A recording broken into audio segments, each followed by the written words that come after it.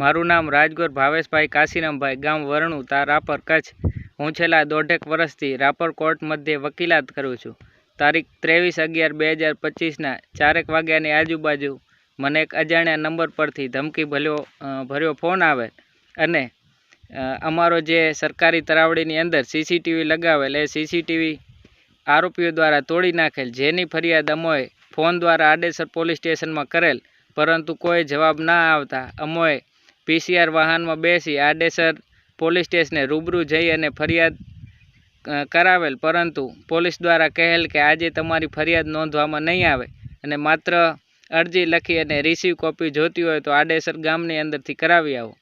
જ્યારે હું અને મારા પિતા આડેસરમાં ઝેરોક્સ કરાવવા માટે ગામમાં જતા હતા, ત્યાં 20 આરોપી દ્વારા મારા અને મારા પિતા ઉપર હુમલો કરવામાં આવેલ અને મને અને મારા પિતાને સામાન્ય અને ગંભીર પ્રકારની ફ્રેક્ચર જેવી ઈજાઓ પહોંચાડેલ, જેની અંદર અમોએ 25/11/2025ના રોજ આડેસર પોલીસ સ્ટેશને 23 વ્યક્તિઓ વિરુદ્ધ નામજોગ ફરિયાદ નોંધાવેલ છે, પરંતુ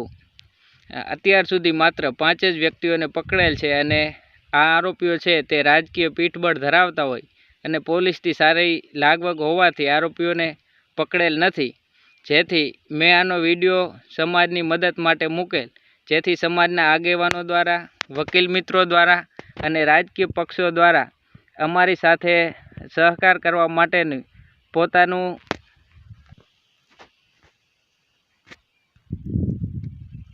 પોતાની ઈચ્છા દર્શાવેલ, જેથી દિવસ 5ની અંદર આ આરોપીઓને 18 આરોપીઓ છે જે